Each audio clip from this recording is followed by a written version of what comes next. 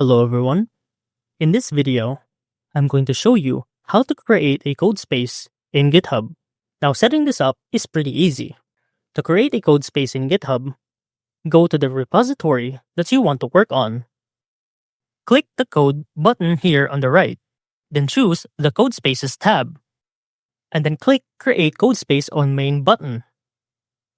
GitHub will then proceed to launch a cloud development environment with VS Code running all in your browser.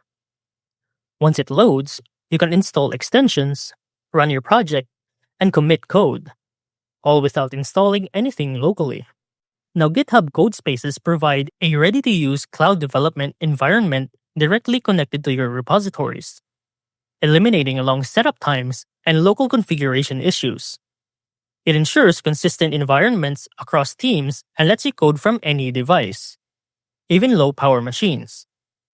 And this is how to create a code space in GitHub.